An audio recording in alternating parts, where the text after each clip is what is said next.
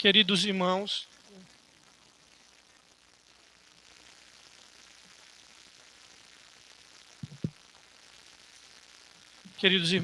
a graça e a paz do Senhor Jesus Cristo. Eu quero dar um recado, irmãos. Foi colocado uma enquete lá no grupo da igreja e a gente precisa da manifestação dos irmãos, até daqueles que não vão, porque a data está se aproximando, precisa das irmãs se planejarem. E se os irmãos não se manifestarem, a gente vai simplesmente não fazer nada, porque nós não vamos poder estar esperando até a última hora ou chamando cada um para participar, né? Então, que vocês possam, se forem participar, procurar a irmã Poliana e também se posicionar lá no grupo, votando a data que quer participar, ok? Irmãos queridos, abra sua Bíblia, por gentileza, em 2 de Pedro, segunda carta de Pedro,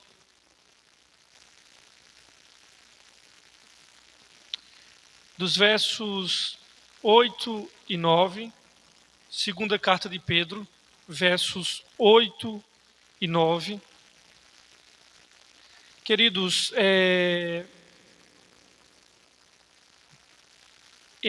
nós olhamos, semana passada nós estudamos, o último sermão, nós estudamos essa porção aqui de 2 de Pedro, capítulo 3, e nós olhamos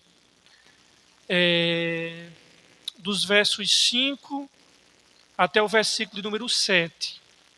Hoje nós vamos olhar dos versos 8 ao 9, que é para concluir o pensamento. Só que eu vou ler com vocês dos versos 4, para nós recapitularmos o que nós vimos no último sermão. Então eu vou ler a partir dos versos 4. No entanto, o nosso estudo hoje é dos versos 8 até o versículo de número 9. 8 e 9, 2 versos. Nós vamos olhar, o título da mensagem será A Demora, e eu vou botar mil aspas nesse texto aqui, A Demora da Segunda Vinda de Cristo. Posso ler, queridos? 2 de Pedro, capítulo 3, versículo de número 4 até o versículo de número 9. Diz assim a palavra de Deus. Falando dos escarnecedores, falando dos falsos profetas, diz assim: eles dirão, o que houve com a promessa de sua vinda? Desde que os antepassados morreram, tudo continua como desde o princípio da criação. Mas eles deliberadamente se esquecem de que há muito tempo, pela palavra de Deus, existem céus e terra. Esta formada da água e pela água. E pela água o mundo daquele tempo foi submerso e destruído. Mas pela mesma palavra, os céus e a terra que agora existem, estão reservados para o fogo, guardados para o dia do juízo e para a destruição dos ímpios. Não se esqueçam disto, amados. Para o Senhor, um dia é como 1000 anos, e 1000 anos como um dia. O Senhor não demora em cumprir a sua promessa, como alguns julgam. Ao contrário, Ele é paciente com vocês, não querendo que ninguém pereça, mas que todos cheguem ao arrependimento. Queridos, dos versos 4 até o versículo 5, que nós estudamos semana passada, qual é o argumento aqui? Os falsos mestres, os pseudos mestres, os escarnecedores, eles diziam assim: olha, esse negócio de que Cristo vai voltar, que vocês aí crê num julgamento, que esse Cristo volta, cara, para dessa crença, dessa fantasia. Olha, desde que os Os nossos pais morreram, as coisas continuam do mesmo jeito, não há mudança em nada. Vem aí, olha, a criação, ela continua intacta. Por acaso está tendo alguma coisa de mudança? A lua ficando vermelha, o dia ficando escuro. Vocês estão vendo alguma coisa mudando? Eu não estou vendo nada, eles diziam. Cadê a promessa aí de que Jesus vai voltar? Os escarnecedores, além de tudo, eram incrédulos acerca dessa promessa do Senhor Jesus Cristo. E aí nós vimos no argumento de Pedro, dos versos 4 ao 7, que Pedro vai dizer assim, olha, vocês estão esquecendo de uma coisa, vocês estão alegando aí que não há juízo e nem a vinda de Cristo, só que vocês esquecem de uma coisa que aconteceu na história, o dilúvio. E aí Pedro pega o dilúvio para mostrar assim, olha, vocês deliberadamente esquecem de que Deus várias vezes interviu na história da humanidade com juízo e com castigo.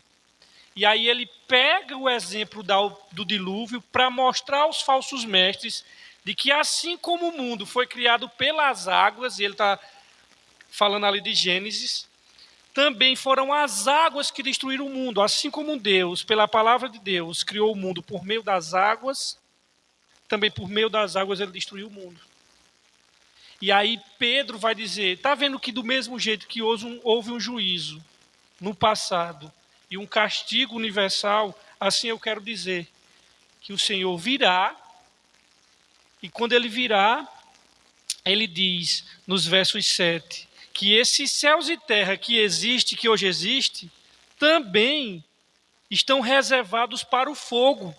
E esse fogo do juízo vai ser para a destruição dos ímpios. E aí, o que é que acontece?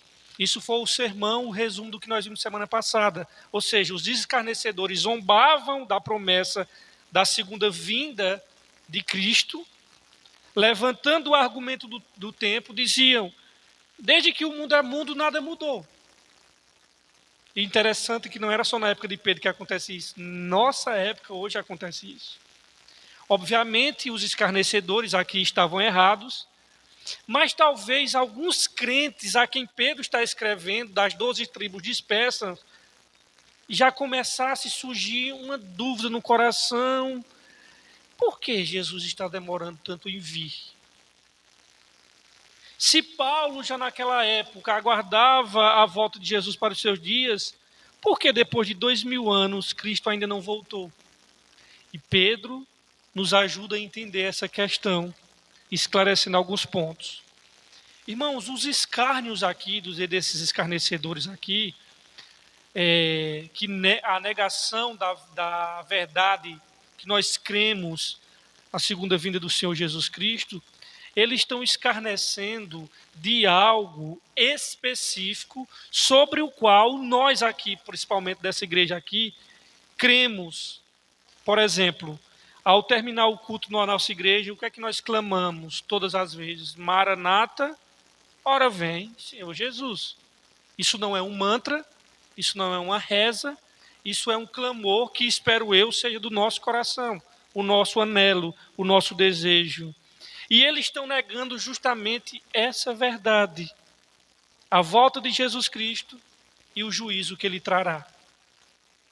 Jesus, irmãos, diziam eles, não vai voltar.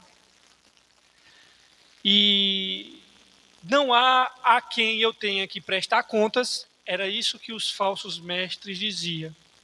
E não importa o que é que eu faça, não importa como eu ando, na verdade não haverá juízo. Logo, se não há juízo, não há o que temer, se não há o que temer, vamos fazer o que dá na telha. E essa é uma segunda característica. A segunda característica é o erro ético, o erro na conduta, e que havia invadido as igrejas dispersas, a quem Pedro escreve, a quem ele chama de amados irmãos.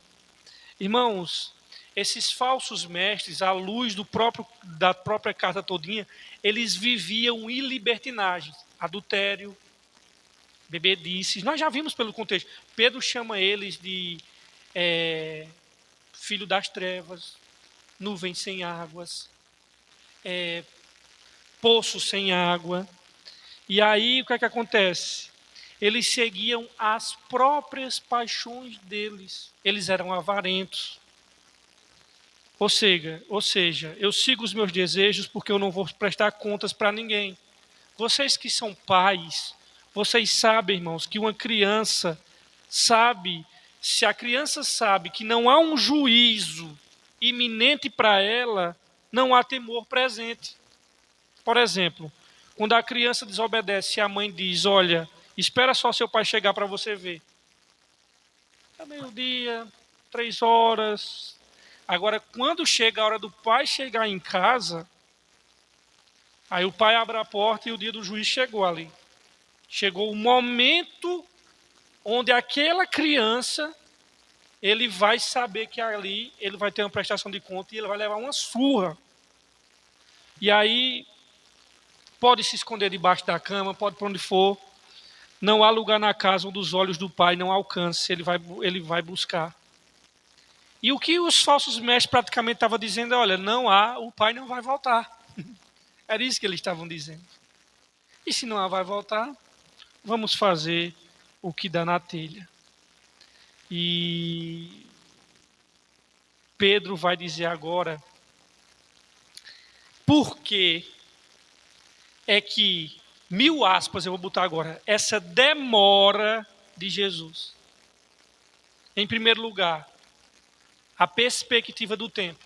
Irmãos, o tempo na perspectiva de Deus é diferente do nosso.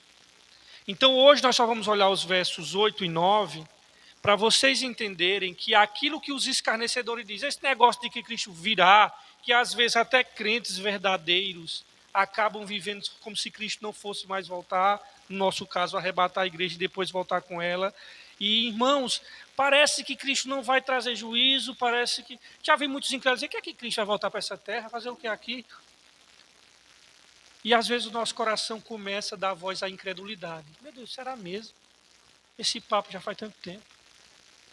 E Pedro vai começar a falar em primeiro lugar o tempo na perspectiva de Deus. Veja comigo o versos 8, por gentileza.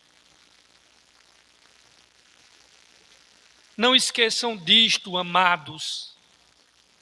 Para o Senhor, um dia é como 1000 anos, e 1000 anos é como um dia. Irmãos, veja bem. Pedro a dizer que um dia é como 1000 anos para Deus e 1000 anos é como um dia, Pedro está simplesmente querendo dizer que Deus, ele é eterno, Deus vê o tempo diferente da maneira como nós enxergamos o tempo. Irmãos, Deus não tem como, ele é diferente de nós. Nós somos finitos, nós somos tangíveis, nós somos frágeis, nós somos limitados. Deus a quem nós servimos e adoramos é infinito, intangível, ilimitado, irmãos. E o interessante é que ele é diferente de nós. Deus, irmãos, ele criou o tempo. Ele não cabe na nossa compreensão. Sem sombra de dúvida, Deus se revelou a nós por meio de suas palavras, nós estudamos já os atributos de Deus, mas essa revelação que ele faz de si mesmo, nós somos capazes de organizar isso em declarações, em proposições, em doutrinas, mas saiba do seguinte, Deus está acima do que nós, muito mais acima do que nós somos capazes de entender. Nós estamos presos dentro do tempo e nós estamos presos dentro do espaço. E o fato é que eu e você conhecemos, o que nós conhecemos, por exemplo, sobre a vida, sobre a história, sobre o mundo, tudo isso está preso dentro do tempo. Então, conceber a ideia de alguém acima do tempo, como é que nós podemos conceber alguém que não está preso dentro do tempo? E esse alguém é Deus. Aquele que criou o tempo é Deus, irmãos. E ele cria o tempo, ele é que dá início e bota para o relógio, vamos usar essa linguagem, botar o relógio para começar a funcionar, e ele nos joga dentro do tempo. Mas ele mesmo está fora disso aí. Aquele que criou o tempo não tem como, irmãos, fugir da realidade de que Deus vê o tempo diferente de nós. Então, quando nossa fé fraqueja, porque às vezes, meu Deus, já passaram 2000 anos e Cristo ainda não voltou e ele não volta, talvez, será que essa promessa não é uma furada? Será que não é um engano? Lembre-se, Deus vê o tempo diferente de nós. Ele não tarda, ele não falha, ele vê o tempo diferente. Então nós temos que nos perguntar se essa aparente demora, na verdade, não nos comunica algo diferente. Será que essa demora não nos quer comunicar algo diferente? E de fato, irmãos, Pedro nos ajuda a entender que sim. É que a própria demora de Jesus é resultado de sua graça, irmãos. É resultado de sua bondade e comunica mais de quem é o nosso Deus. Por que é que o julgamento do Senhor demora tanto? Em primeiro lugar, precisamos lembrar que Deus é eterno. Esse é o ponto. Um ser eterno é um ser que não teve início, não terá fim, ele é antes de todas as coisas e continuará sendo depois de todas as coisas terem passado. Deus nunca teve início. Deus nunca terá fim. Ele vê as eras passar diante dele e com ele está sempre o agora, sempre o presente. Então, em primeiro lugar, nós precisamos lembrar disso. Deus é eterno, não vive dentro do tempo como nós vivemos. Nós vivemos dentro do cronos, onde ontem foi passado, hoje é presente e amanhã é futuro. Para Deus, passado, presente e futuro acontece ao mesmo tempo. Para Deus existe um grande presente. Então, irmãos, o tempo, por exemplo, que nós estamos inseridos, nós estamos presos dentro dele, o tempo ele é determinado pela relação do Sol com a Terra. E Deus não é limitado por essa relação, porque Ele criou o Sol, Ele criou a Terra e Ele criou todos os planetas. Então, o tempo é determinado por essa relação que existe entre o Sol e a Terra. Isso tem a ver conosco, meu amigo, mas Deus, Ele está fora disso. Ele criou todas essas coisas. Então, do ponto de vista de Deus, não está demorando coisíssima nenhuma, meu irmão. Não há demora. Tudo está andando conforme o plano certo de Deus, irmãos. Deus não está sujeito ao tempo. O tempo é uma criação dele. Deus é eterno. Deus não está sujeito. O que é que nós lemos aqui na leitura devocional no Salmos 90? O Salmo 90, que foi escolhido aqui para ler, irmãos, ali, se vocês prestarem atenção, ele está fazendo um contraste entre a transitoriedade do ser humano, do ser efêmero, fugaz, fugídio, com a eternidade de Deus. Nós somos seres evanescentes. Tiago diz que a nossa vida é como um vapor que aparece por um pouco tempo e depois se desvanece. Mas veja-se no Salmo 90, a quem Pedro cita aqui, veja o que é que ele diz. Ele diz que um dia para o Senhor é como 1000 anos, e 1000 anos como um dia. O Salmo 90 aponta para a mesma noção de que para o Senhor um dia é como 1000 anos, e 1000 anos como um dia. O tempo, irmãos, não é um limitador para Deus. O tempo é um limitador para mim. O tempo é um limitador para você. Mas para Deus não. Deus não está esquecido de sua volta, da volta do seu filho. Deus não está atrasado. Deus não se confundiu, feito a gente. Eita, me confundiu, eu pensava que a data era hoje. Irmãos, no calendário de Deus, se é que nós podemos assim, porque lá não há calendário, porque não há tempo. Tudo está acontecendo de acordo com os seus planos que não podem ser frustrados. Deus é o Senhor do tempo. E aí nós devemos, já que eu quero abrir um parênteses, uma digressão, que a gente diz assim, vamos dar tempo ao tempo, o tempo cura. Não, o tempo não cura coisa nenhuma, que o tempo, irmão, não redime nada. Ele é uma criação de Deus. Quem cura e quem redime é Deus. Quem coloca as coisas no lugar é Deus. O tempo não resolve coisíssima nenhuma. Deixa o tempo passar. Não, o tempo não redime, o tempo não salva, o tempo não cura, não faz nada. É Deus que faz isso. O tempo é uma criação. Então, tudo acontece exatamente quando Ele quer. Ele não está preso ao tempo, ao fluxo do tempo como nós. Deus não está sujeito nem ao meu relógio, Deus não está sujeito ao meu celular, Deus não está sujeito ao nosso calendário, Deus não está sujeito ao nascer do sol e ao pôr do sol.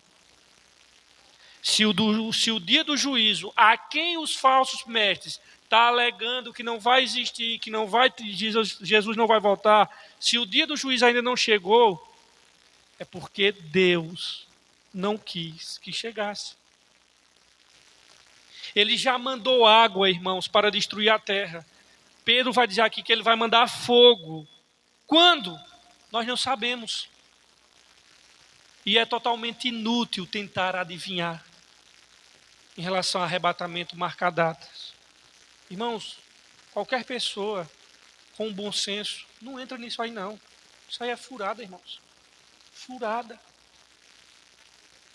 O eterno não vê o tempo como nós vemos. Nós humanos somos imortais, mas só Deus é eterno.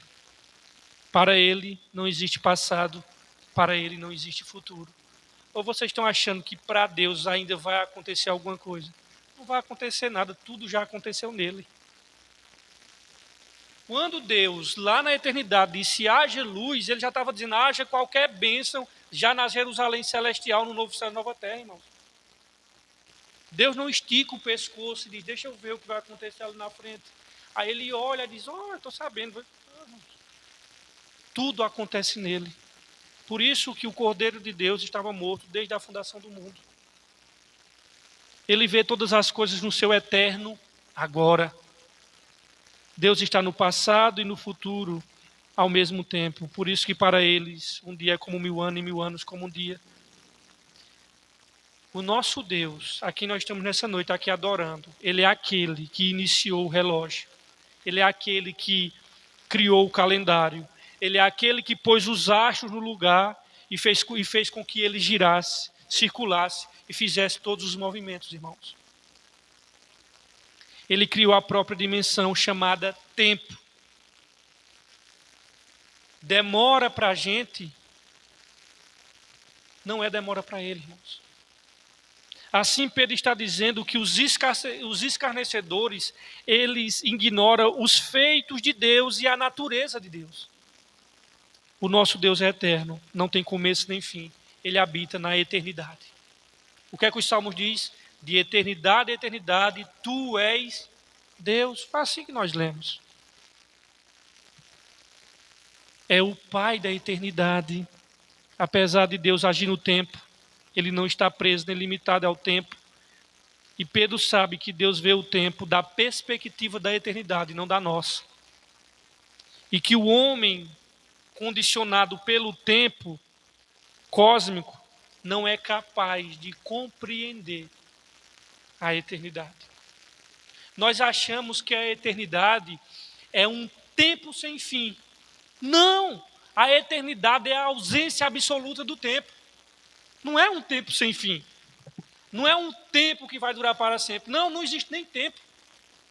Esse é o ponto. E é difícil a gente compreender isso porque a gente só faz as coisas baseadas no tempo. Irmãos, como Deus não está preso no tempo como nós, sua percepção das coisas, do tempo é diferente da nossa. O que nos parece demorado 1000 anos, para Ele não é. O que nos parece tão curto um dia, é todo o tempo de que Ele precisa para realizar muitas coisas. Não é à toa, irmãos, que nos últimos dias no final da história é chamado de últimos dias, ou de dia do Senhor. O fato de o retorno de Cristo nos parecer demorado não significa que Jesus esteja de fato demorando, irmãos. Portanto, ao contrário, a impaciência das especulações humanas, Pedro nos ensina a não julgar o plano divino baseado na nossa percepção, na nossa forma de olhar e na nossa história. Deus não tarda em cumprir, irmãos, sua promessa. O tempo no qual se dá o cumprimento não é atrasado, mas é ideal nos planos divinos. Mas por que é que Cristo, na nossa perspectiva, no nosso ponto de vista, está demorando? Por que é que, para nós, ele demora muito? Por que é que Deus tarda tanto? Ele vai explicar agora, no versículo 9. Ele vai mostrar, em segundo lugar, essa demora, irmãos, o propósito de Deus da demora da segunda vinda de Cristo, está aqui, versos 9. O Senhor não demora em cumprir a sua promessa, como julgam alguns. Ao contrário, ele é paciente com vocês, não querendo que ninguém pereça, mas que todos cheguem ao arrependimento. Jesus não está demorando para voltar, irmãos. Essa aparente demora é, na verdade, paciência misericordiosa de Deus, salvando pecadores. Esse é o ponto, irmãos. Deus está voltando, irmãos. Jesus Cristo está demorando a voltar, mas o que nós não entendemos é que essa demora, que nós achamos que é demora, mas não é, está atrelado, na verdade, ao juízo dele.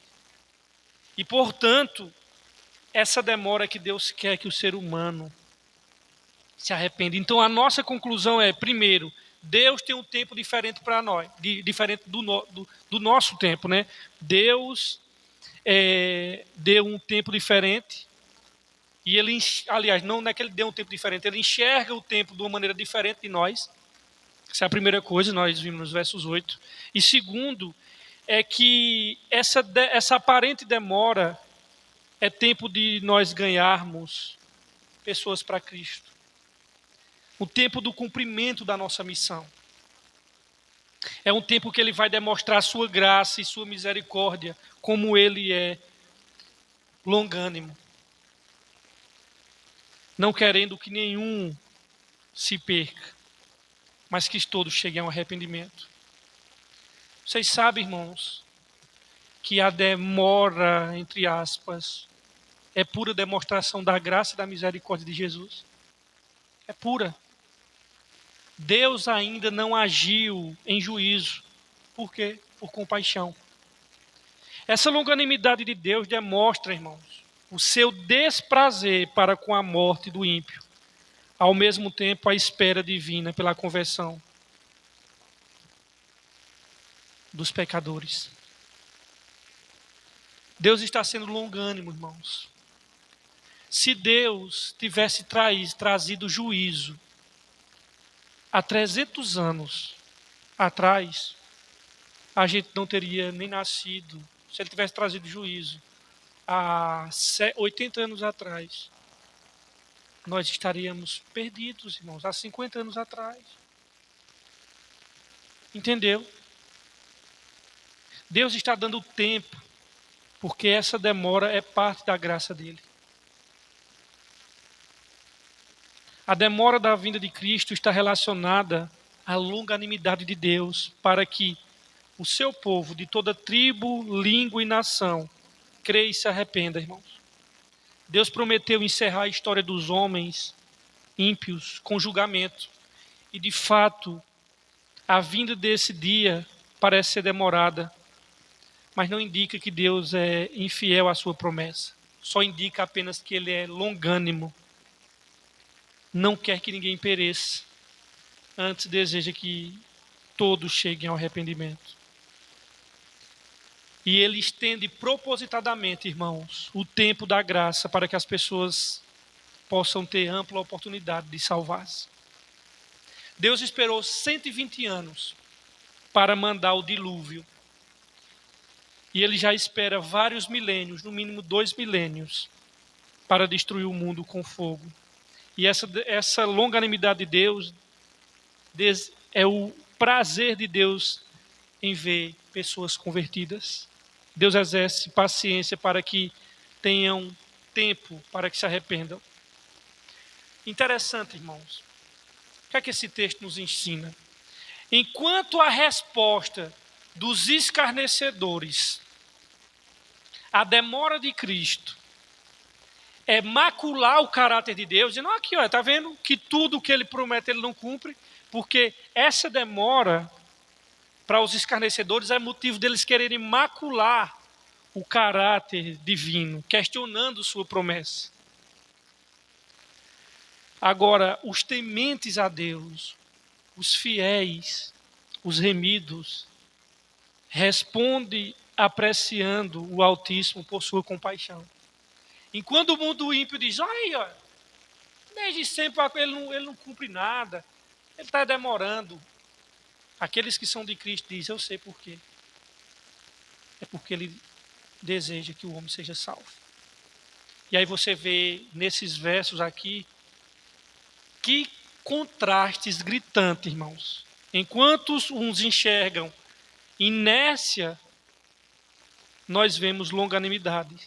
Enquanto alguns sofredores neste mundo podem enxergar a aparente demora divina como insensibilidade de Deus, os maduros na fé enxergam tremenda sensibilidade divina em não trazer juízo imediato.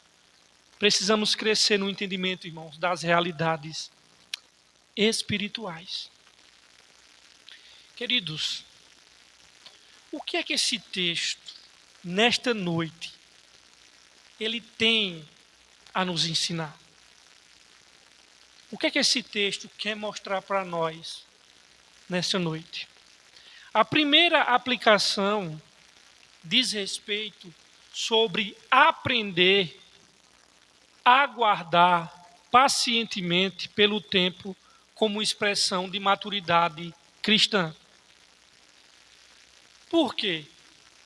Vocês sabem, irmãos, que uma criança, ela tem uma percepção de tempo diferente de um adulto. Um adulto, ele tem uma percepção de tempo mais madura do que uma criança. Por exemplo, se nós sairmos hoje ou amanhã de manhã em direção ao Recife, nenhum adulto daqui dessa igreja que já foi ao Recife, ao chegar ali em Cruzilhada de Bezerros, ele jamais vai fazer assim. Está chegando já. Por quê? Porque ele tem maturidade quanto ao tempo. A criança não. Na hora que chegou ali perto do regional, ele diz, ô pai, já está perto de chegar. Por quê? Porque ele não tem maturidade em relação ao tempo.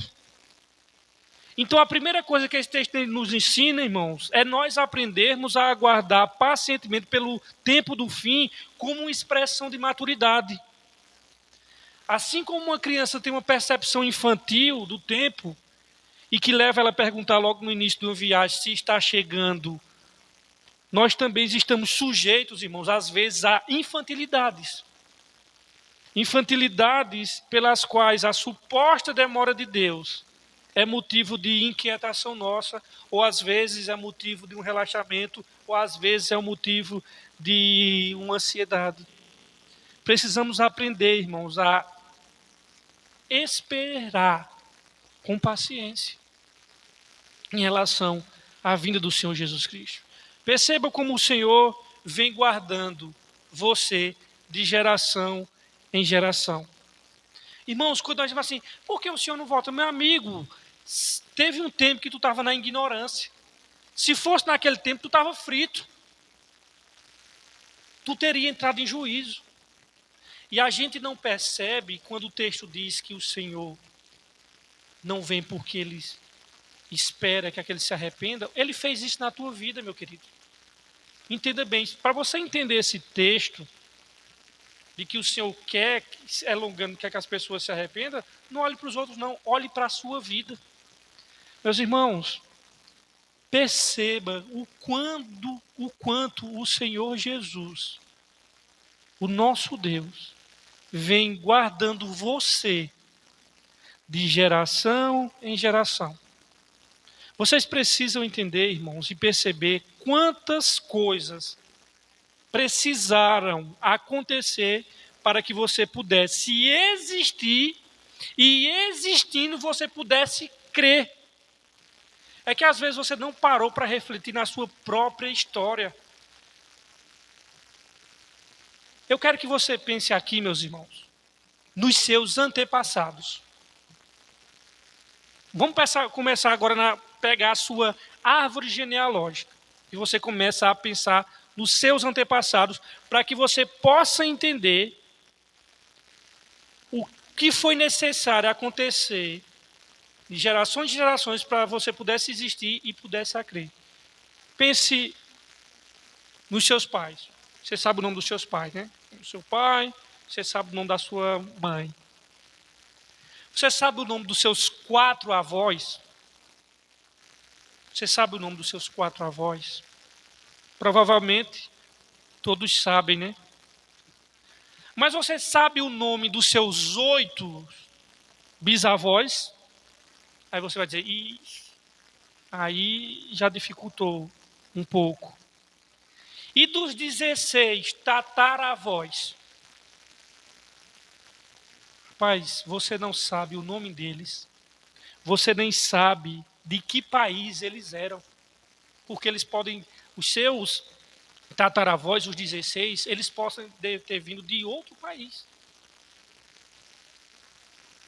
Acima dos 16 tataravós, nós temos quantos?